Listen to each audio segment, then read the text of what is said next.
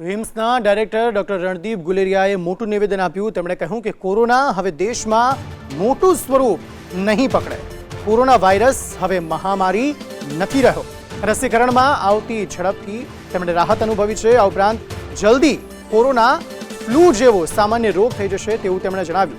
દરેકનું રસીકરણ થાય ત્યાં સુધી સાવધાની જરૂર છે તેવું પણ તેમણે જણાવ્યું છે. तो माहिती साथ संवाददाता अजय यादव जुड़ा गया है. अजय, बताइए क्या ज्यादा जानकारी इस पूरे मामले में?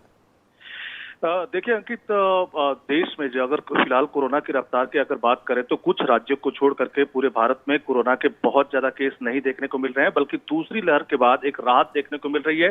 हालांकि इस बीच पूरे देश में इस बात पे लगातार चर्चा बनी रहती है कि तीसरी लहर कब आएगी. कुछ वैज्ञानिकों की तरफ से पहले आशंका जाहिर की जा रही थी कि अक्टूबर नवंबर के महीने में तीसरी लहर आ सकती है, लेकिन साथ ही साथ देश में जो रसीकरण की प्रक्रिया है उसको भी काफी तेज किया गया है. और भारत सरकार की ये कोशिश है कि दिसंबर तक देश में कम से कम पहली डोज पूरे देशवासियों को लग जाए. कम से कम 100 करोड़ का लक्ष्य पूरा किया जाए. फिलहाल 82 करोड़ से ऊपर रसीकरण की प्रक्रिया पूरी हो चुकी है. लेकिन इस बीच जो एम्स के डायरेक्टर है उनकी तरफ से महत्वपूर्ण निवेदन आया है, जिसमें एम्स के डायरेक्टर रणदीप गुलेरिया की तरफ से कहा गया है कि तीसरी लहर की आशंका नहीं है. हालांकि तीसरी लहर का जिक्र उन्होंने नहीं कहा है, बल्कि ये कहा है कि अब कोरोना महामारी नहीं रहेगा.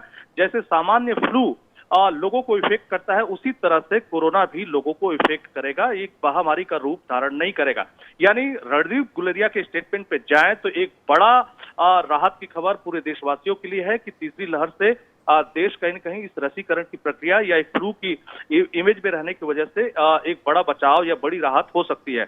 लेकिन साथ ही साथ रणदीप गुलेरिया की तरफ से यह भी कहा गया कि जो रसीकरण की प्रक्रिया चल रही है वो पूरी तौर पे चलनी चाहिए और लोगों को इसमें सावधानी बरतने की जरूरत है, ताकि जो कोरोना वायरस है उसको तेजी से विस्तार होने में मदद न मिल सके. तो फिलहाल आज के लिए सबसे बड़ी खबर यही है कि एम्स के डायरेक्टर की तरफ से ये बात की आशंका को खारिज किया गया है. जैसा कि अमूमन कहा जाता है कि तीसरी लहर कब आएगी, तो एक तरह से उनकी तरफ से साफ कहा गया है कि तीसरी लहर नहीं, बल्कि महामारी के स्वरूप जैसा पहले था, दूसरी लहर जैसा था, वैसा स्वरूप फिलहाल कोरोना का नहीं दिखाई देगा. तो एक तरह से ये राहत की खबर है, लेकिन साथ ही साथ रसीकरण की प्रक्रिया पे उन्होंने जोर दिया है. जी शुक्रिया सारी जानकारी देने के लिए अजय.